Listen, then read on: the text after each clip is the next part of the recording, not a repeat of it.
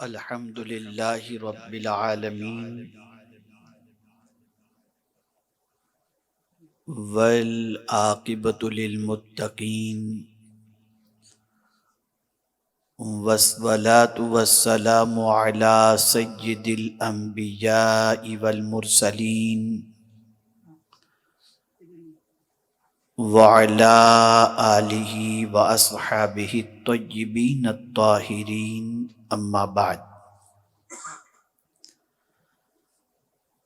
فاعوذ باللہ من الشیطان الرجیم بسم اللہ الرحمن الرحیم کیف تکفرون باللہ وکنتم امواتا فاحیاکم ثم یمیتکم ثم یحییکم ثم الیہ ترجعون صدق اللہ العظیم۔ قابل قدر محب و محترم حضرت مولانا سید امین القادری صاحب، محترم حضرت مولانا برکاتی صاحب، حاضرین و ناظرین و حاضرات، السلام علیکم ورحمۃ اللہ وبرکاتہ۔ جس آیہ کریمہ کی تلاوت کا میں نے شرف حاصل کیا، اس سے متعلق کچھ معروضات پیش کرنے سے پہلے آقائے کریم رؤوف الرحیم علیہ التحیۃ والتسلیم کی بارگاہ بے کس پناہ میں جس طریقے سے میں پڑھاؤں عقیدت و محبت میں ڈوب کر اسی طریقے سے درود و سلام کا نذرانہ پیش کریں۔ الصلاۃ والسلام علیک یا رسول اللہ، الصلاۃ والسلام علیک یا حبیب اللہ، الصلاۃ والسلام علیک یا نبی اللہ، وعلی آلک واصحابک یا حبیب اللہ، صلی اللہ تعالی علیہ وسلم۔ ہم اور آپ اس وقت مرحوم و مغفور قاری محمد ریاض الدین اشرفی نور اللہ مرقدہ اور ہمارے نواز بھائی کے ماموں اور والد کے ایصال ثواب کی محفل میں اس وقت ان کے ولا میں حاضر ہیں۔ دبئی کی سرزمین پر کئی اجتماعات ہو چکے ہیں اور تقریباً اجتماعات کے اندر آپ لوگ ایک بڑی تعداد میں شریک رہے۔ کورونا کے بعد دبئی کی سرزمین پر یہ پہلی محفل ہے جس میں آپ اور ہم اس وقت موجود ہیں۔ موت اور قبر کے حوالے سے آپ نے تفصیلی خطاب سماعت فرمایا۔ میں چاہوں گا کہ ایمانیات کے باب میں سے جو سب سے اہم، جو کئی چیزیں ہیں، ان میں ایک اہم چیز جس سے انسان غفلت کا شکار ہے اور اسی غفلت کی وجہ سے سارے گناہ وہ کر رہا ہے، میں اس کے حوالے سے کچھ باتیں آپ کے سامنے عرض کروں۔ اور ایمانیات کے باب میں سے ایک باب ہے مرنے کے بعد اٹھائے جانے کا یقین اور عقیدہ، جسے عربی میں کہتے ہیں بعث بعد الموت۔ اگر کوئی یہ عقیدہ رکھے کہ مرنے کے بعد نہیں اٹھائے جائیں گے، وہ مسلمان نہیں۔ یہ عقیدے میں سے ہے۔ آمنت باللہ وملائکتہ وکتبہ ورسلہ والیوم الآخر والقدر خیرہ وشرہ من اللہ تعالی والبعث بعد الموت۔ یہ عقیدہ اتنا کمزور پڑ گیا، بلکہ اب تو پہلا عقیدہ بھی کمزور پڑ چکا ہے جو اللہ سے متعلق ہے، وہ بھی دن بدن کمزور ہوتا جا رہا ہے۔ اس طریقے سے کمزور ہو رہا ہے کہ جب ہم سچے، ہمارا رب سچا، تو اس سچے رب کے ماننے والے مسلمان پوری دنیا میں پریشان کیوں ہیں، اور جو سچے مذہب کے ماننے والے نہیں وہ عیش میں کیوں ہیں؟ یہ ایک سوال ان پڑھ اور دنیاوی تعلیم یافتہ لوگوں کے ذہن کے اندر ابھرتا ہے، جس کی وجہ سے ان کا ایمان اپنے رب سے کمزور ہوتا چلا جاتا ہے۔ اور بسا اوقات تو بہت سارے لوگ یہ کہتے ہیں معاذ اللہ کہ نماز پڑھ کے روزہ رکھ کے معاذ اللہ کیا فائدہ، جب پریشانیاں دوری نہیں ہوتی تو پھر یہ سب کر کے کیا فائدہ، اس قسم کے جملے بھی لوگ کہتے ہیں۔ تو ایمانیات، ہمارا شعبہ جو ہے ایمانیات کا، وہ کمزور ہوتا جا رہا ہے۔ اللہ پر ایمان جیسا ہونا چاہیے ویسا نہیں، اللہ کے رسول پر جیسا ایمان ہونا چاہیے ویسا نہیں رہ گیا، تقدیر کے اچھے اور برے پر جو ایمان ہونا چاہیے وہ نہیں رہ گیا، اللہ کی کتاب اور فرشتوں پر جیسا ایمان ہونا چاہیے ویسا نہیں رہ گیا۔ اور چونکہ یہ ایصال ثواب کی محفل ہے، اس لیے میں بعث بعد الموت کے حوالے سے کچھ باتیں عرض کروں گا انشاءاللہ۔ جس طریقے سے موت یقینی ہے کہ مرنا ہے، اسی طریقے سے یہ بھی یقین رکھو کہ مرنے کے بعد اٹھایا بھی جانا ہے، اور موت کا دوسرا نام یقین بھی ہے۔ قرآن کہتا ہے وَاعْبُدْ رَبَّكَ حَتَّى يَأْتِيَكَ الْيَقِينُ، اپنے رب کی عبادت کر یہاں تک کہ تجھے یقین حاصل ہو جائے، یعنی موت آ جائے۔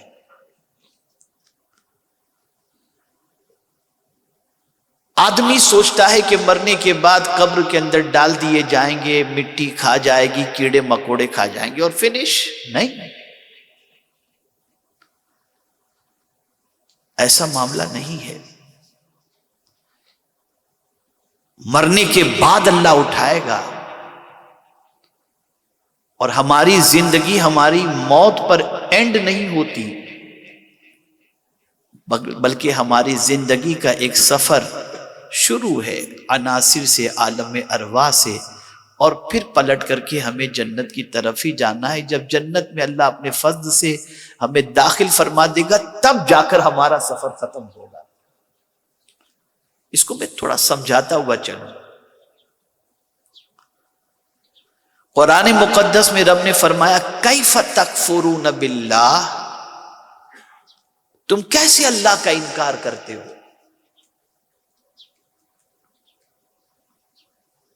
کیسے انکار کرتے ہو کہ اللہ نہیں ہے، معاذ اللہ، کیسے انکار کرتے ہو؟ اب پھر دلیل، قرآن کا ایک اسلوب ہے کہ جب مولا کوئی دعویٰ کرتا ہے تو اس کی دلیل بھی فوراً پیش کرتا ہے۔ جیسے مثال کے طور پر فرشتوں سے جب رب قدیر جل جلالہ نے فرمایا انی اعلم ما لا تعلمون، میں جو جانتا ہوں وہ تم نہیں جانتے۔ جب حضرت آدم کو سجدہ کرنے کے لیے فرشتوں سے کہا گیا تو فرشتوں نے یہی تو کہا تھا مولا تو نے جو ہے وہ ان کو مٹی سے پیدا کیا، ہمیں آگ سے پیدا کیا، تو مولا نے فوراً ان کو چپ کرا دیا، انی اعلم ما لا تعلمون، میں جو جانتا ہوں وہ تم نہیں جانتے۔ اب جب رب نے یہ فرمایا تو چپ تو ہو گئے فرشتے، لیکن مولا نے پھر اس کی دلیل عطا فرمائی وَعَلَّمَ آدَمَ الْأَسْمَاءَ كُلَّهَا ثُمَّ عَرَضَهُمْ عَلَى الْمَلَائِكَةِ فَقَالَ أَنبِئُونِي بِأَسْمَاءِ هَؤُلَاءِ إِن كُنتُمْ صَادِقِينَ، اللہ نے آدم علیہ السلام کو ساری چیزوں کے نام سکھا دیے اور فرمایا فرشتوں کے سامنے یہ علم پیش کرو، اور پھر پروردگار نے فرشتوں سے فرمایا کہ اگر تم سچے ہو تو لاؤ اس کا جواب۔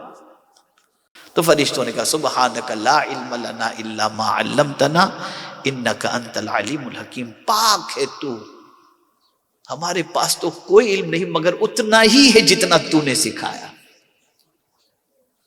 تو اللہ اگر کوئی بات فرماتا ہے تو اس کی دلیل پیش فرماتا ہے. تو جیسے پروردگار نے فرمایا کیف تکفرون باللہ، تم اللہ کا کیسے انکار کرتے ہو.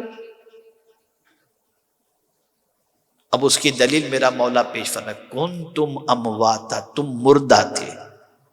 ہر بندہ یہ کہتا ہوا نظر آتا ہے کہ انسان مٹی سے پیدا ہوا، کہتا ہے نا؟ جواب دیجیے آپ. کہتا ہے نا انسان مٹی سے پیدا ہوا.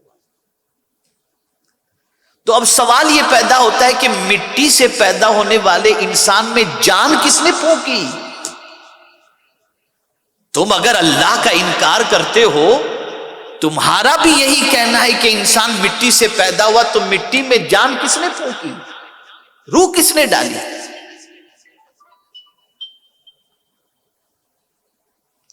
اس لیے کہ تم مردہ تھے فَأَحْيَاكُمْ، میں نے تم کو زندگی عطا کی.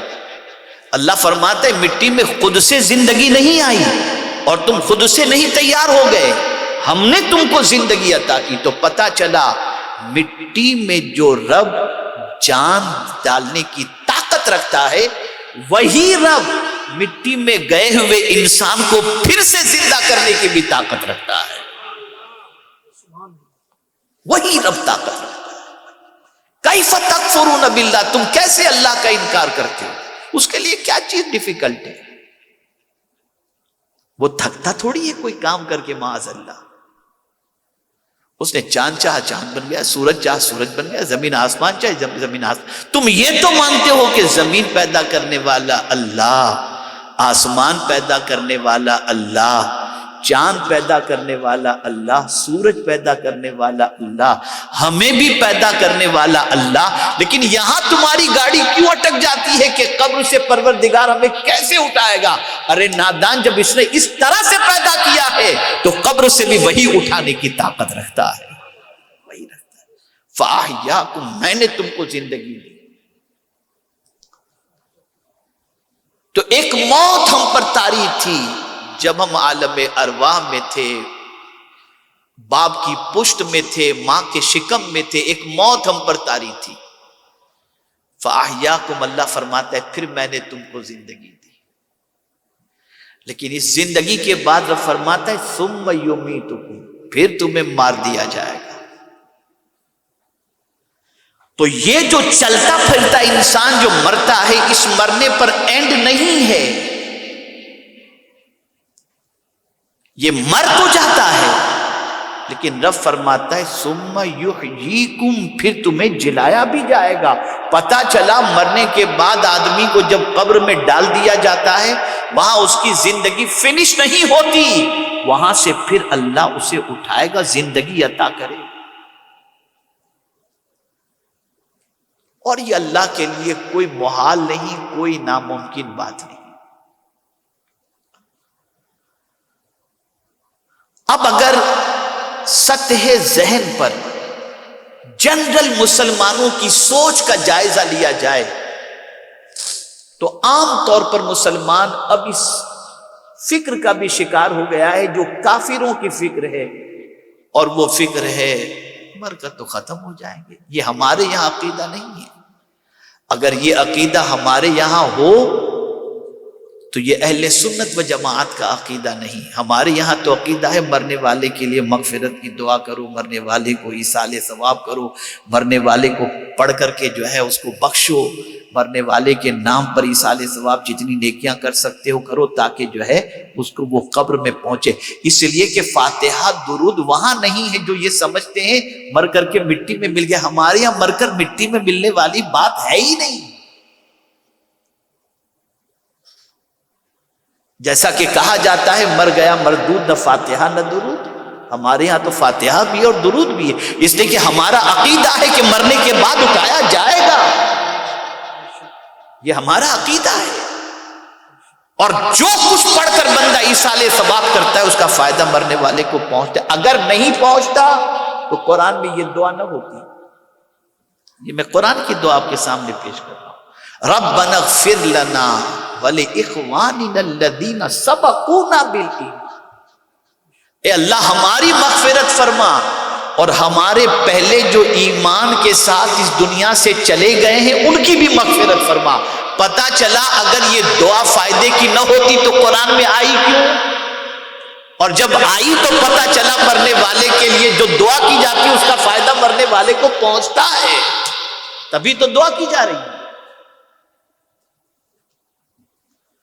تو ہمارے یہاں اسلام میں یہ تصور ہے کہ قبر میں اتارنا یہ اینڈ نہیں ہے اس کی زندگی کا، اسے پروردگار پھر زندگی عطا فرمائے گا۔ بعث بعد الموت کا یقین رکھیے کہ ہمارا اینڈ یعنی ہم اٹھائے جائیں گے۔ اب جو بات عرض کرنے جا رہا ہوں ذرا غور سے سنیے گا۔ یہ عقیدہ جتنا کمزور ہوگا اتنا آدمی گناہ میں زیادہ ڈوبے گا۔ یہ عقیدہ مرنے کے بعد اٹھائے جانے والا جتنا کمزور ہوگا اتنا بندہ اللہ کی نافرمانی اور بدکرداری میں ڈوبتا چلا جائے گا، اور یہ عقیدہ جتنا پختہ ہوگا بندہ اتنا گناہوں سے بچتا جائے گا۔ قرآن کی روشنی میں اسے سمجھاؤں، جب کافروں کو اللہ جہنم میں ڈالے گا تو کیا کہیں گے وہ؟ کافر کی بھی سوچ ہے کہ 2 مرتبہ جینا اور 2 مرتبہ مرنا جو ہے، یہ مرنے کے بعد جہنم میں جانے کے بعد ان کی عقل ٹھکانے پر آئے گی کہ 2 مرتبہ جینا اور 2 مرتبہ مرنا ہے۔ قرآن کہتا ہے زعم الذین کفروا ان لن یبعثوا، اللہ فرماتا ہے کافروں کا یہ گمان تھا کافروں کا۔ کیا گمان تھا؟ ان لن یبعثوا، مرنے کے بعد نہیں اٹھائے جائیں گے۔ پتہ چلا مرنے کے بعد نہیں اٹھائے جائیں گے، یہ سوچ مسلمان کی نہیں ہوتی، یہ کافروں کی سوچ ہے۔ مومن کی سوچ تو اٹھنے کی ہے۔ اور پھر وہ کیا کہیں گے جب ان کے سامنے یہ چیز واضح ہو جائے گی کہ تمہارے بدکرداری کی بنیاد پر، کفر کی بنیاد پر تم جہنم میں ڈال دیے گئے، تمہیں کیا خیال نہیں تھا کہ مرنے کے بعد تم اٹھائے جاؤ گے اور اللہ کی بارگاہ میں تمہیں حاضر ہونا ہے، جواب دینا ہے تمہیں ہر چیز کا؟ تو یہ عقیدہ ان کا چونکہ نہیں تھا اس لیے وہ گناہ کرتے تھے، اللہ کو نہیں مانتے تھے، اس لیے جہنم میں ڈال دیے گئے۔ لیکن وہاں جا کر کے وہ کہیں گے قالو ربنا امتنا اثنتین واحییتنا اثنتین، وہاں کہیں گے مولا ہمیں تو نے 2 مرتبہ مارا اور تو نے 2 مرتبہ زندگی عطا فرمائی۔ زمین پر تھے تو 1 مرتبہ کی زندگی تصور کرتے تھے جو زمین پر چلنے پھرنے کی ہے، مرنے کے بعد کی زندگی پر ان کا یقین نہیں تھا۔ لیکن جب جہنم میں ڈالے جائیں گے تب ان کو پتا چلے گا کہ مرنے کے بعد کی بھی زندگی ہے، تو اللہ سے کہیں گے مولا تو نے ہمیں 2 مرتبہ مارا اور 2 مرتبہ تو نے زندگی عطا فرمائی، فاعترفنا بذنوبنا۔ اب وہ قیامت میں کہیں گے مولا ہم اپنے گناہوں کا اقرار کرتے ہیں۔ وہاں گناہ کا اقرار ہوگا اور وہاں وہ کہیں گے فاعترفنا بذنوبنا، ہم اپنے گناہوں کا اقرار کرتے ہیں۔ اور پھر کیا کہیں گے؟ فہل الی خروج من سبیل، کیا مولا جہنم سے نکلنے کا بھی کوئی راستہ ہے؟ یہ قرآن کہہ رہا ہے۔ تو پتہ چلا جب مرنے کے بعد کے اٹھائے جانے کا عقیدہ کمزور ہو جاتا ہے تو بندہ گناہوں میں ڈوب جاتا ہے، اور جب یہ عقیدہ مضبوط ہوتا ہے تو بندہ سنبھل کر کے چلتا ہے۔ جس طریقے سے ایک آرڈر جاری کر دیا گیا کہ وداؤٹ ماسک آپ سفر نہیں کر سکتے، تو سب نے لگا لیا ورنہ اتنا فائن ہوگا، جیل میں ڈال دیے جائیں گے اور یہ ختم ہو جائے گا۔ تو اس لیے کہ اس کو معلوم ہے کہ یہ سزا ہوگی تو آدمی یہ کر رہا ہے، سزا نہ رکھی جاتی تو آدمی نہ کرتا۔ اسی لیے مرنے کے بعد اٹھائے جانے کا یقین ہوگا تو بندہ گناہ سے بچے گا اور اپنے آپ کے بارے میں سوچے گا اللہ قیامت میں حساب لے گا، کیا جواب دیں گے ہم؟ تو سارے گناہوں کا سبب اور اللہ عز و جل کی نافرمانی کا سبب، اس کے رسول صلی اللہ علیہ وسلم کی نافرمانی کا سبب، مرنے کے بعد کے اٹھائے جانے کا تصور انسان کی نظر سے اوجھل ہو گیا۔ اور رسم کے اتنے عادی بن گئے کہ مرنے والے کو جب قبر میں اتارتے ہیں تو کہتے ہیں کل کی مٹی دو، تو آدمی مٹی اٹھایا، منہا خلقناکم وفیہا نعیدکم ومنہا نخرجکم تارۃ اخری، پڑھ لیا، پتہ ہی نہیں کیا پڑھ رہا ہے، بس پڑھ لیا۔ ہر میت کو، مسلم میت کو دفن کرتے ہوئے مٹی ڈالی جاتی ہے تو یہ کہا جاتا ہے منہا خلقناکم، اسی سے ہم کو تو نے پیدا کیا، اسی سے ہم نے تم کو پیدا کیا۔ اللہ فرماتا ہے، اللہ کی آیت پڑھتا ہے، منہا خلقناکم، ہم نے تم کو اسی سے پیدا کیا، وفیہا نعیدکم، پھر ہم تم کو اسی کی طرف لوٹا رہے ہیں، ومنہا نخرجکم تارۃ اخری، پھر دوبارہ اسی سے تم کو اٹھائیں گے۔ تو اللہ کے لیے کوئی چیز ڈیفیکلٹ نہیں، کوئی چیز ڈیفیکلٹ نہیں، اٹھایا جائے گا بندہ۔ اب کافر سے فتنہ کہہ کر تو چپ نہیں ہو جائیں گے، قالوا ربنا امتنا اثنتین واحییتنا اثنتین فاعترفنا بذنوبنا فہل الی خروج من سبیل، بلکہ جانتے ہیں قرآن کہتا ہے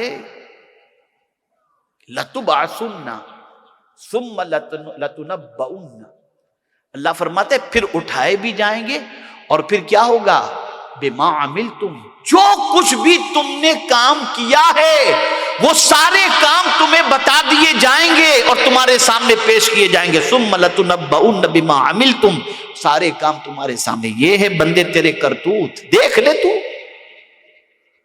تو یہ سمجھ کے کر رہا تھا کہ میرے پاس نہیں آئے گا، تو یہ سمجھ کر اندھیرے میں گناہ کر رہا تھا کہ مجھے نہیں خبر، تیرے سارے اعمال کا ریکارڈ سامنے موجود ہے، دیکھ لے، اس کے سامنے پیش کیا جائے گا۔ وَذَلِكَ عَلَى اللَّهِ يَسِيرٌ، اور یہ اللہ کے لیے کوئی مشکل نہیں، بہت آسان ہے۔ جب شکم میں مادر میں وہ تقدیر لکھ دیتا ہے تو پھر قبر سے اٹھانے پر اس کے اعمال کو پیش کرنا اس کے لیے کون سی مشکل بات ہے، ساری چیزیں سامنے پیش کی جائیں گی اور اس وقت بندہ پریشان ہوگا، بندہ سوچے گا کوئی چیز اس میں نہیں چھوڑی گئی، اس اعمال نامے کے اندر تو چھوٹی سے بڑی کل صغیر و کبیر مستتر، ہر چھوٹی بڑی چیز اس کے اندر ہوگی۔ اور یاد رکھو جو گناہ آج کرتے وقت انسان نہیں شرماتا نا اور کر لیتا ہے اور دفتر میں وہ گناہ درج کر دیا جاتا ہے، قیامت میں اللہ فرمائے گا اقرا کتابک، بندہ اپنا اعمال نامہ پڑھ۔ کیا ہے کسی میں ہمت کہ رب کے سامنے اپنے گناہ بھرے ہوئے اعمال نامے کو پڑھ سکے؟ ہے کسی میں طاقت؟ جب تم اپنے باپ کے سامنے گناہ نہیں کرتے ہو، اپنی ماں کے سامنے گناہ نہیں کرتے، اپنے استاد کے سامنے گناہ نہیں کرتے، سوسائٹی کے بڑے کے سامنے گناہ نہیں کرتے، تو قیامت میں جب تمہارے گناہ کے بارے میں، دفتر کے بارے میں رب فرمائے گا اقرا کتابک، اپنا اعمال نامہ پڑھ، تو ہے طاقت اپنے رب کے سامنے اعمال نامے کے پڑھنے کی؟ تو پھر ایسا کام کیوں کرتے ہو؟ کیوں کرتے ہو ایسا کام؟ جس کام کے کرنے کے بعد رب کے حضور حاضر ہوں تو شرمندہ ہوں، اور یاد رکھیں حاضر ہونا ہے اس کی بارگاہ میں، تو اللہ نے بھی دو کیٹیگری بھی رکھی ہے نا، اس کی بارگاہ میں جائیں گے تو دو ٹائپ کے لوگ ہوں گے، ایک متقین ہوں گے، ایک مجرمین ہوں گے، زمین سے نکالے جائیں گے اور پھر اللہ کی طرف جائیں گے۔ متقین کیسے جائیں گے اور مجرمین کیسے جائیں گے، گنہگار کفار کیسے جائیں گے اللہ کی طرف، اور متقین کیسے جائیں گے؟ تو اس کو قرآن نے کہا یوم نحشر المتقین الی الرحمن وفدا، متقین بندے قیامت میں اللہ کی طرف جائیں گے نا تو اس طرح جائیں گے کہ وہ اللہ کے مہمان ہوں گے، اللہ ان کا میزبان ہوگا، اللہ ان کا میزبان ہوگا۔ اب آپ مجھے بتائیے کہ آپ کے گھر اگر آپ کا کوئی مہمان آ جائے تو آپ یہی تو چاہیں گے کہ مہمان کو کوئی تکلیف نہ ہو؟ آپ کو کیا چاہیے؟ ٹھنڈی لگ رہی ہے تو ہم اے سی چالو کر دیں، مہمان کا خیال رکھا جاتا ہے، مہمان کی خوشی کا خیال رکھا جاتا ہے کہ مہمان کو کوئی تکلیف نہ ہو۔ اب آپ مجھے بتائیے جب بندہ رب کا مہمان ہوگا تو میرا مولا اس کی ہر تمنا کو کس طرح سے پوری فرمائے گا؟ تو متقین اگر دنیا میں ہمیں اللہ سے ڈرنے والے بندے ہیں تو قیامت میں ہمارے لیے یہ ہوگا کہ ہم رب کے مہمان بن کر کے جائیں گے انشاءاللہ۔ اور اگر مجرم ہیں، گناہ کر رہے ہیں، ڈوبے ہوئے گناہوں کے اندر، تو کیا ہوگا؟ تو اب قرآن کہتا ہے وَنَسُوقُ الْمُجْرِمِينَ إِلَىٰ جَهَنَّمَ وِرْدًا، مجرمین کو جہنم کی طرف گھسیٹ کر لے جایا جائے گا۔ وہ لوگ جو گناہوں میں زندگی گزارتے ہیں، بد کرداری میں زندگی گزارتے ہیں، انہیں قیامت میں اللہ کی طرف جب لے جایا جائے گا تو کس حال میں لے جایا جائے گا؟ ہتھکڑیاں لگی ہوں گی، پیروں میں زنجیر ہوگی، اور فرشتے گھسیٹ کر ان کو جہنم کی طرف لے جائیں گے۔ یہ آیت کریمہ بتا رہی ہے کہ اللہ کی بارگاہ میں مرنے کے بعد جب اٹھائے جائیں گے تو ہمیں کس طرح کی زندگی گزار کر اپنی موت کی وادیوں سے گزرنا ہے کہ رب کی بارگاہ میں جائیں تو اس طریقے سے جائیں کہ رب میزبان ہو اور ہم مہمان۔ یا کوئی یہ کیا چاہے گا کہ مجرم بن کر کے مرے؟ نہیں، تو آج ہی اپنے گناہوں سے سچے دل سے توبہ کر۔ ایک اور مقام پر بعث بعد الموت کا تذکرہ قرآن مقدس میں فرمایا گیا سورہ عادیات کے اندر۔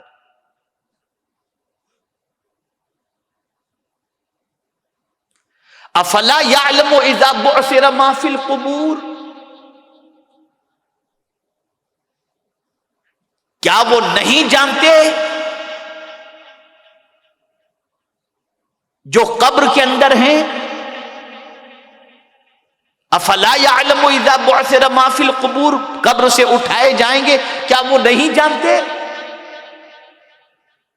اور قبر سے جب اٹھائے جائیں گے تو کیا ہوگا جانتے ہیں آپ؟ وَحُصِّلَ مَا فِي الصُّدُورِ، جو کچھ ان کے دل میں ہے وہ کھول کر کے رکھ دیا جائے گا ان کے سامنے۔ پتا چلا میرے پیارے آقا صلی اللہ علیہ وسلم کے پیارے دیوانوں، ظاہر میں ہم نمازی ہوں، ظاہر میں حاجی ہوں، ظاہر میں سخی ہوں، ظاہر میں نیک ہوں، لیکن اندر سے دل اگر کالا ہے تو کوئی اس کو جانتا ہو یا نہ جانتا ہو، پروردگار قبر سے جب نکالے گا تو دل کو کھول کر دل کی حالت تمہارے سامنے رکھ دے گا تیرے دل میں کیا تھا۔ اسی لیے حدیث شریف میں ہے بندہ قبر سے نیتوں کے مطابق اٹھایا جائے، نیتوں کے مطابق، جیسی نیت ہوگی ویسا اٹھایا جائے۔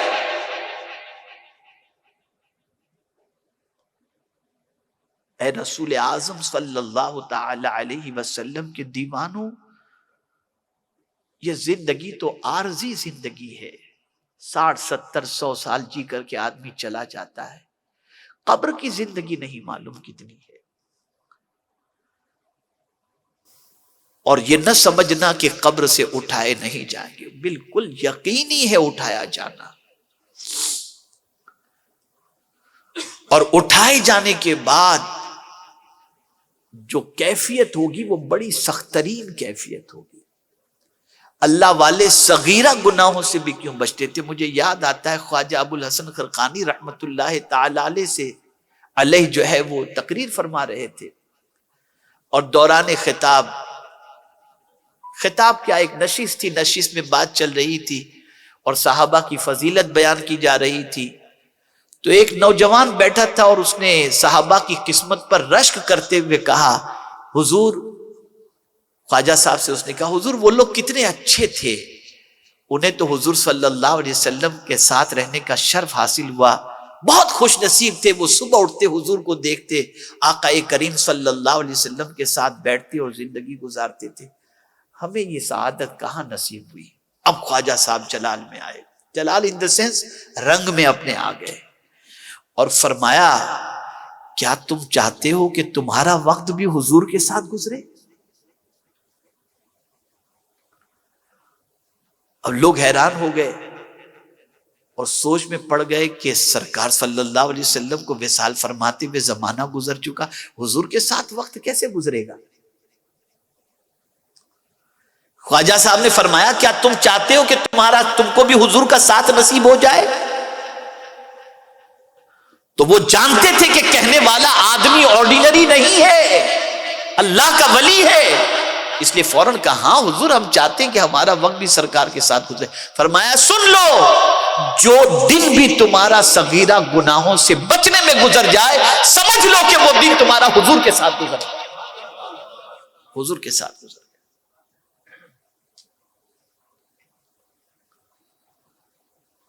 اے رسول اعظم صلی اللہ علیہ وسلم کے دیوانوں، بہت گناہوں کے دلدل میں آج کا مسلمان پھنس چکا، ڈوب چکا، لٹ چکا، برباد ہو چکا، تباہ ہو چکا، سب کی ماننے کو تیار ہے سوائے خدا اور اس کے رسول کی، سب کی سنتا ہے، جو قانون حکومت دے دے مانو۔ میں نہیں کہتا کہ آپ حکومت کا قانون نہ مانیے، توڑیے، میں یہ نہیں کہتا، لیکن میرے کہنے کا مقصد یہ ہے جس نے زندگی دی ہے تو تمہیں روٹی دیتے ہیں، نوکری دیتے ہیں، زندگی تو اللہ نے دی، اس کی بھی تو مان لو، اس کے رسول صلی اللہ علیہ وسلم کی بھی تو مان لو۔ تو جب یہ عقیدہ ہمارا کمزور ہوا بعد الموت کا، تو ہماری پوزیشن خراب ہو گئی اور ہم اپنی زندگی کو گناہوں کے دلدل کے اندر ڈھکیل چکے، اور آج نہ ہماری راتیں پاکیزہ رہ گئی، نہ دن پاکیزہ رہ گیا، نہ خیال پاکیزہ رہ گیا، نہ دل پاکیزہ رہ گیا، کچھ بھی نہیں، ارمان بھی برے، خیالات بھی برے، وجود بھی برا، پورے کے پورا گناہوں کے اندر ڈوبا ہوا ہے۔ اے رسول اعظم صلی اللہ علیہ وسلم کے دیوانوں، چھوڑے نہیں جائیں گے، قبر سے ہمیں اٹھایا جائے گا، یہ یقین رکھیں، اور ہمیں اپنے اعمال کا جواب دینا ہے، پوچھا جائے گا کس کام میں تم نے زندگی گزاری؟ میرے بندے بتاؤ، آنکھ دی تھی، کیا دیکھا تم نے؟ ان السمع والبصر والفؤاد کل اولئک کان عنہ مسئولا، بے شک کان، آنکھ، دل، سب سے مولا پوچھے گا، بتاؤ کیا کیا تم؟ جو آنکھ گناہ میں سپورٹ کر رہی ہے نا، وہی آنکھ قیامت میں خلاف گواہی دے گی، مولا اس نے اس سے یہ کیا۔ بلکہ یہاں تک کہ قرآن مقدس میں یہ جو اسکین ہے نا، جوان چلتے چلتے لڑکی سے اپنے بدن کو ٹچ کر کے جو ہے وہ گناہ کر لیتا ہے، سمجھتا ہے کوئی تھوڑی دیکھ رہا ہے۔ قیامت میں اللہ سب چمڑی سے کہے گا بول، چمڑی بولے گی، تو جس بدن کی یہ چمڑی ہوگی وہ بدن اس سے کہے گا یہ کیا ہو گیا کہ تو آج بول رہی ہے؟ آج چمڑی نہیں بول رہی ہے نا، آج چمڑی نہیں بول رہی، زبان بول رہی ہے نا۔ چمڑی جب بولنے لگے گی لما شہدتم علینا، تو چمڑی والا بندہ اس چمڑی سے کہے گا تو ہمارے خلاف گواہی کیوں دے رہی ہے؟ وقالوا لجلودہم لما شہدتم علینا، قرآن کہہ رہا ہے، وہ کہ تو ہمارے خلاف گواہی کیوں دے رہی ہے چمڑی؟ تو جانتے ہو چمڑی کو ہم نے گناہ کے لیے یوز کیا نا، اور گناہ ہم نے حاصل کیا، تو یہ چمڑی جواب دے گی انطقنا اللہ، اللہ نے ہمیں بولنے کا حکم عطا فرمایا ہے۔ کیا جواب دو گے؟ اس لیے اللہ سے ڈرو۔ زندگی کتنی ہے نہیں معلوم۔ آج اگر دبئی کی سرزمین پر ہم مرحوم و مغفور قاری ریاض الدین کو خراج عقیدت پیش کرنے کے لیے بیٹھے ہیں، تو اس کی بھی ایک وجہ ہے، انہوں نے اپنی زندگی کے لمحات کو اللہ اور اس کے رسول کے ذکر میں خرچ کر دیا۔ تلاوت کیا کرتے تھے، اور جب کرتے تھے تو لوگ تلاوت میں مست ہو جاتے تھے، جب نعت پڑھتے تھے تو لوگ دیوانے ہو جاتے تھے، لیکن صرف زبان کے دھنی نہیں تھے، وہ کردار کے بھی اچھے تھے، ان کا دل بھی صاف تھا، اخلاق کے بھی اچھے تھے، کردار کے بھی اچھے تھے، کبھی کوئی تکبر دور تک ان کے قریب نہیں پھٹکا، عاجزی میں زندگی گزارنا، یہ ساری چیزیں۔ یہاں سے یہ بات سمجھ میں آئی، کچھ رہے یا نہ رہے، مرنے کے بعد تمہیں یہی سب چیزیں کام آئیں گی جن چیزوں کو تم آسانی سے چھوڑ رہے ہو، اور دوستوں کے لیے گناہ کرتے ہو، دوست چھوڑ دیں گے، نیکیاں تمہارا ساتھ نہیں چھوڑیں۔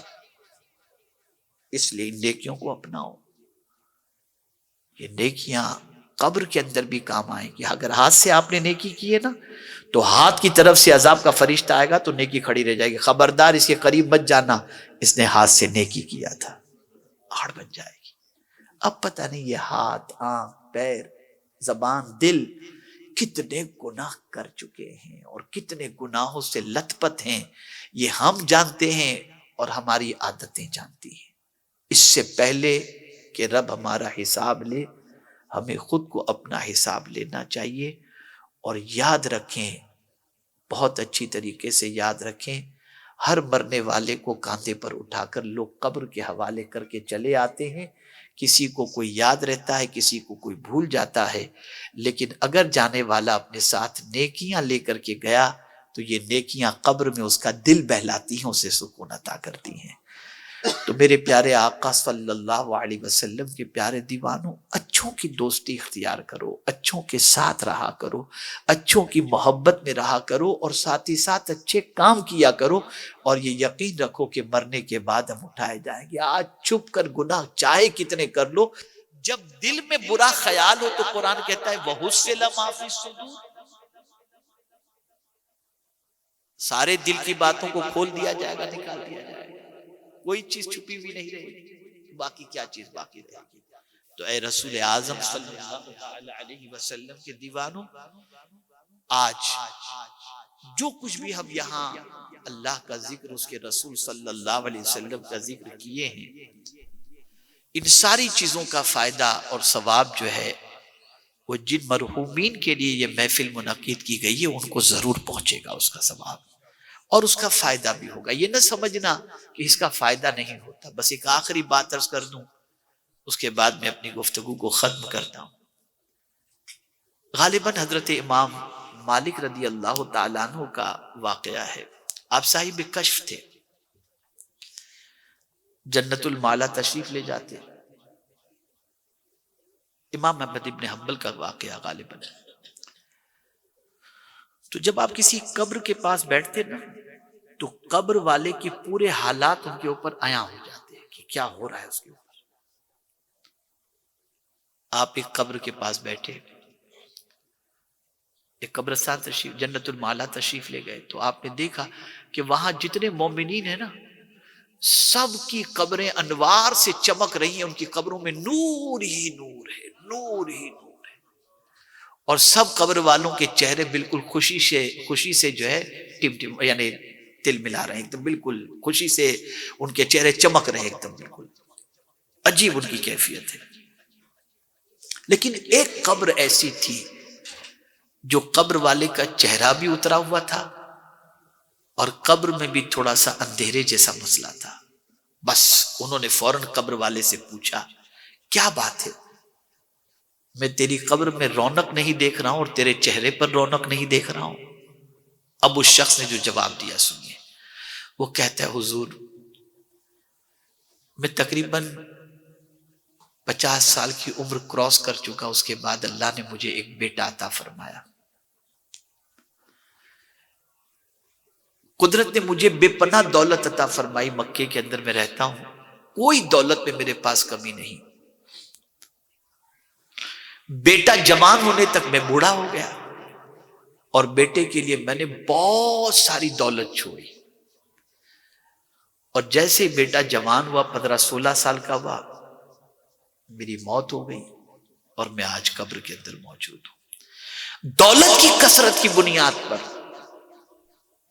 میرے بیٹے کو سنگت اچھی نہیں ملی اور میرا بیٹا ان دوستوں کے ساتھ، اور دوست لوگ اس کے پیسے کی وجہ سے اس کے ساتھ لگ گئے. اور پھر میرا بیٹا اب مجھے بھی بھول چکا ہے اور نیکیوں کو بھی بھول چکا ہے. مکے میں رہ کر جلدی سے طواف کعبہ کے لیے بھی نہیں آتا. بس انہوں نے سنا اور فرمایا تیرا پتہ کیا ہے، تیرے بیٹا کہاں رہتا ہے، پتہ بتایا. گئے وہاں سے، دیکھا تو بیٹا بالکل ایک دم مست موجود ہے. سلام کیا انہوں نے اور فرمایا کہ کیا حال ہے. کہا بہت اچھا ہے، مالک کا بہت کرم ہے. کہا اتنی چھوٹی سی عمر میں اتنی ساری دولت. کہا میرے ابا کا اللہ بھلا کرے، چھوڑ کر وہ اس دنیا سے چلے گئے، میری محنت کا کچھ نہیں، میرے باپ کا دیا ہوا سب کچھ ہے. تجھے معلوم بھی ہے، وہ بزرگ فرمائے تجھے معلوم بھی ہے کہ تیرے باپ کی قبر میں کیا پوزیشن ہے؟ کہا نہیں. کہا میں نے دیکھا ہے تیرے باپ کی قبر میں اندھیرا ہے، سب قبر والوں کو تحفہ پہنچ رہا ہے لیکن تیرے باپ کی قبر میں کوئی تحفہ نہیں جا رہا، تیرے باپ کا چہرہ اترا ہوا ہے. بس اس کی آنکھوں سے آنسو جاری ہو گئے. کہا حضور ایسا کیوں؟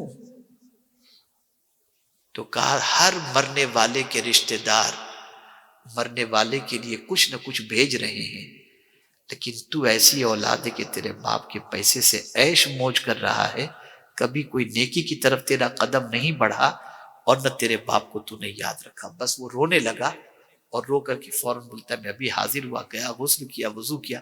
کہا میں جا رہا ہوں طواف کعبہ کے لیے. گیا طواف کعبہ کیا، تلاوت شروع کی، باپ کے لیے دعائیں کیا. کچھ دنوں کے بعد حضرت امام مالک یا امام احمد بن حنبل جو بھی بزرگ تھے وہ گئے اس شخص کی قبر پر، دیکھا تو اس کی قبر نور سے بھری. اور پھر اس نے کہا اللہ آپ کو جزائے خیر عطا فرمائے، آپ نے میرے بیٹے کو سیدھا راستہ دکھا دیا. تو ہم دولت میں اتنا ڈوب جاتے، بیٹے کے لیے بنگلہ ہو، بیٹے کے لیے گاڑی ہو، بیٹے کے لیے بینک بیلنس ہو، سب کچھ ہم سوچتے ہیں. کبھی ہم نے یہ سوچا کہ ہمارا بیٹا دین کے راستے پر بھی چلے تاکہ اس کی نیکیوں کا فائدہ بھی ہمیں قبر میں پہنچے؟ ہم یہ نہیں سوچتے. کیوں؟ اس لیے کہ خود ہی نہیں چلتے تو بیٹے کے بارے میں کیا سوچیں؟